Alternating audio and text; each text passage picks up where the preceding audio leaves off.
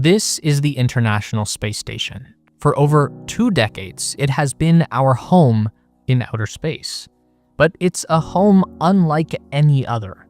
The ISS is the size of a football field. It orbits the Earth at over 23 times the speed of sound, and with a construction cost of around $160 billion US, the space station is the most expensive structure ever built.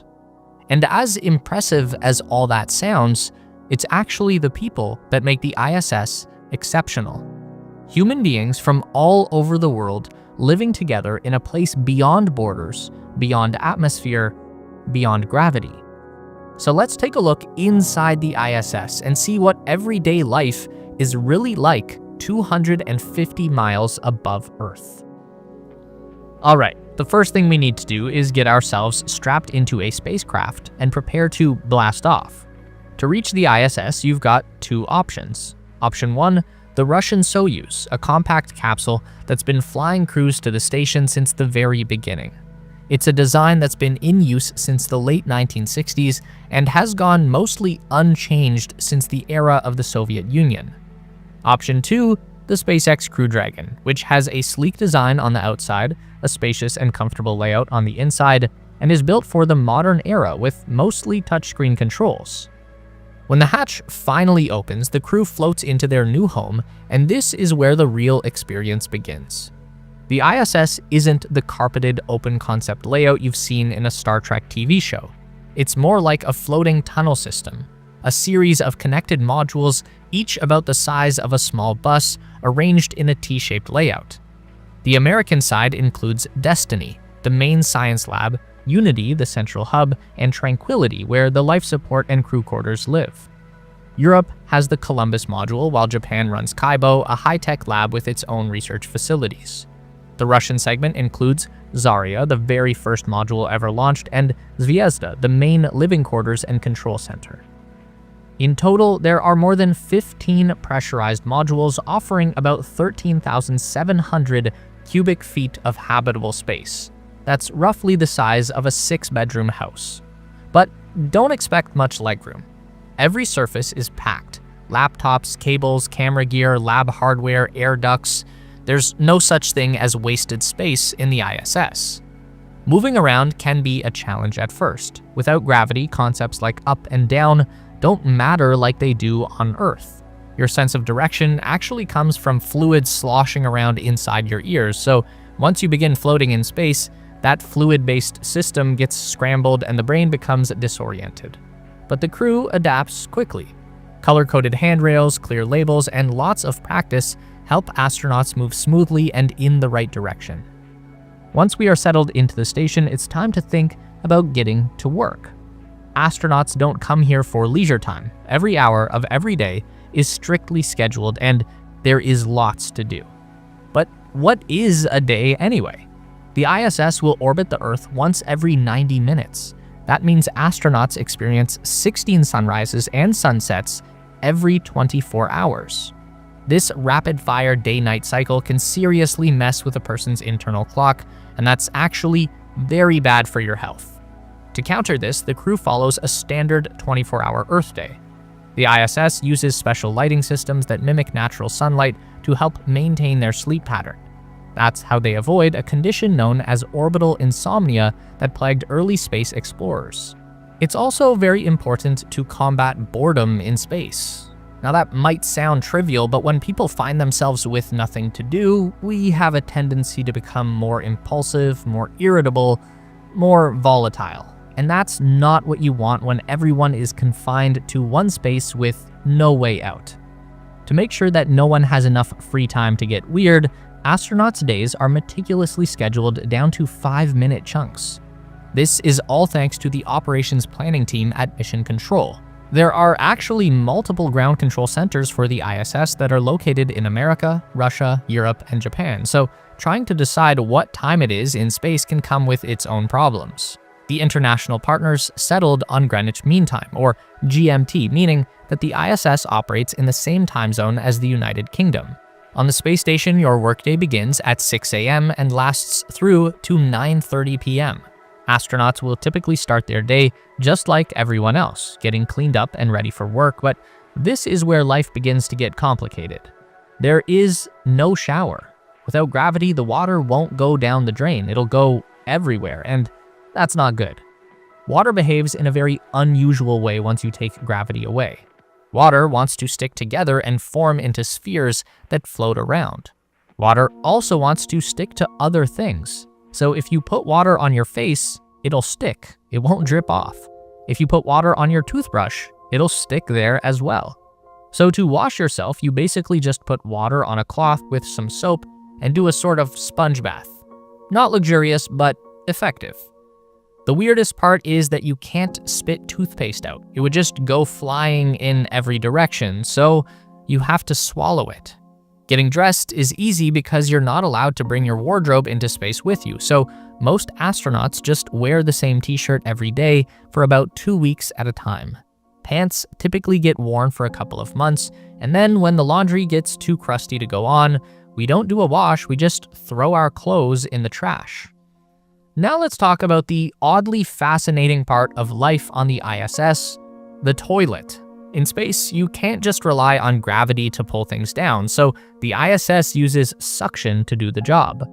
For solid waste, astronauts strap themselves to a small seat, which is really small.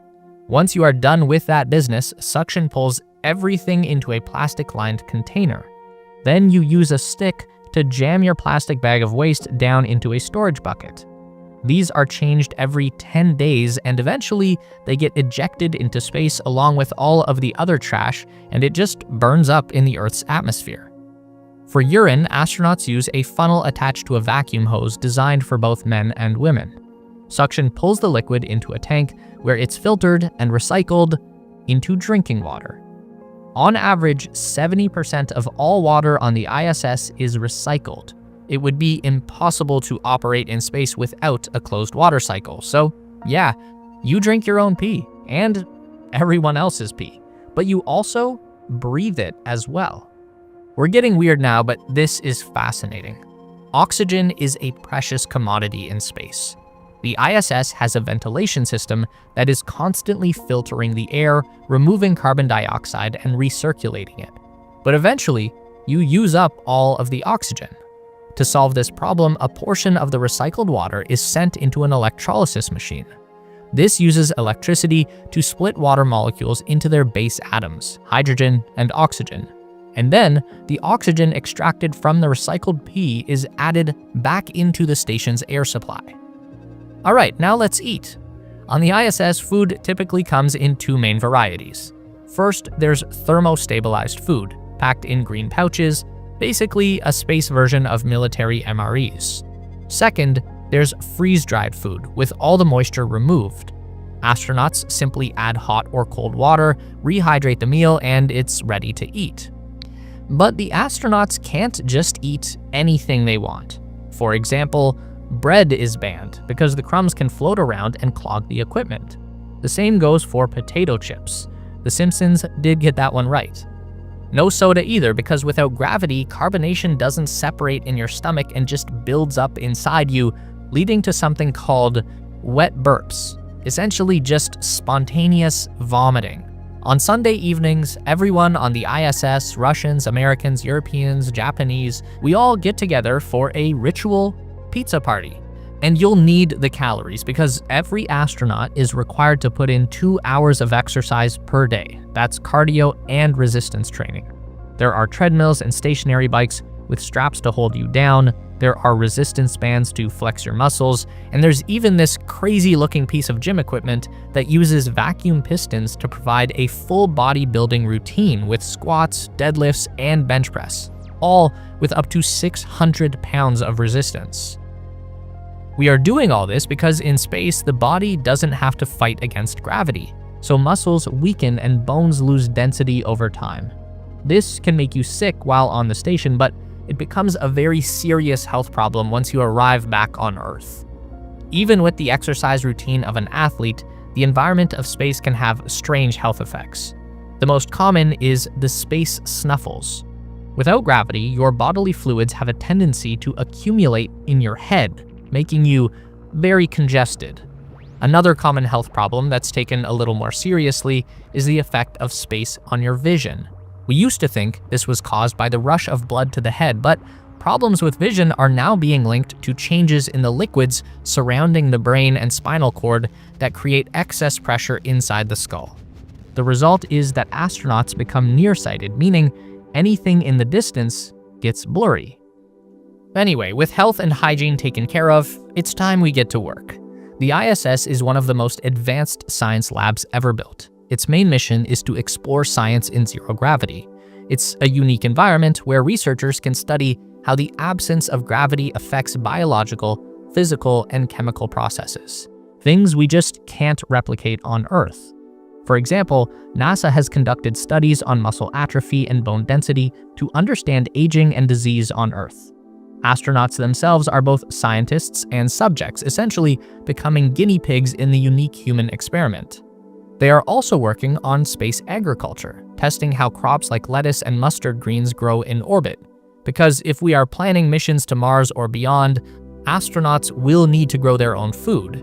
In 2015, ISS crew members harvested and ate the very first space-grown lettuce. But science isn't their only job. Astronauts also handle routine maintenance. They check life support systems, clean air filters, update software, and sometimes even repair the walls of the space station. And when something outside the spacecraft needs fixing, they suit up for a spacewalk, also known as extravehicular activity. But getting ready for a spacewalk is a complicated process. They spend around 4 hours of prep time checking equipment and making sure everything fits just right. And then the spacewalk itself is typically going to last between 5 and 8 hours. So this is an all-day commitment. And yes, the spacesuit does include a diaper. When you finally call it quits for the day, you'll get a chance to relax in your own personal sleeping quarters. You enter through one of 4 small doorways that are built into the walls of the habitation module. Inside the bunk, you get about as much space as an old phone booth. Every astronaut has their own laptop computer for keeping in touch with the people of Earth, and they'll typically keep personal items and tools in there as well. The only challenge is that everything needs to be attached to the wall with Velcro to stop it from floating around. You even need to secure your own body to the wall by zipping up into a tethered sleeping bag. Unlike your typical camping gear, this bag has armholes that allow your limbs to just float freely. So that marks the end of our day on the space station, and like all good things, the ISS itself has an end date as well. NASA and its partners plan to bring it down around 2030. After over 3 decades in space, the station will make a controlled descent into Earth's atmosphere, burning up into smaller chunks that will sink to the bottom of the South Pacific Ocean. But although it may seem like the end, it really isn't. In fact, NASA has already shifted its focus to commercial space stations. Companies like Axiom Space and Blue Origin working on private orbital labs. These platforms will carry forward the legacy of the ISS, hosting astronauts, running experiments, and maybe even welcoming tourists.